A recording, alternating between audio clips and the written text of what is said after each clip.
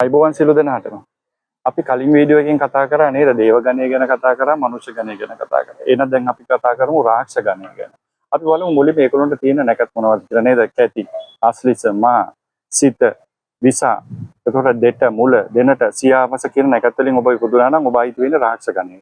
මොකද්ද මේ රාක්ෂස ගණයගේ පොදු ගති ලක්ෂණ නේද? මේගොල්ලන්ට හොඳ හිතේ ශක්තියක් තියෙනවා, තීක්ෂණ බුද්ධියක් තියෙනවා, නොසලෙන අධිෂ්ඨානය, ධෛර්ය සම්පන්නකම, නිර්භීතකම, ඒ වගේම තමයි නොසැලෙන චරිත තමයි මේ රාක්ෂස ගණයෙන් පිටන්නේ. එතකොට අනිත් අයට ගොඩක් උදව් කරන, ආදරය වෙනුවෙන් ගොඩක් කැප වෙන, ඔවුන් වෙනුවෙන් ගොඩක් පරිත්‍යාග කරන්න පරිත්‍යාග කිරීමට කැමති, ආදරයට සැබවින්ම ආදරය කරන පුද්ගලයෝ බිහි වෙන්නේ මේ රාක්ෂස ගණයෙන්. එතකොට ඕනම දෙයකට නායකත්වය දැරීම, පරිපාලනය කිරීම, අධිෂ්ඨානශීලී අය තමයි මේ රාක්ෂස ගණයේ ඉන්න අය තියෙන්නේ. ඒ හින්දා රාක්ෂස ගණයේ අය බොහොම ටිකක් මුරණ්ඩු ගති තියෙනවා නේද? ඍජු ගති තියෙනවා, ටිකක් තරහා යනවා.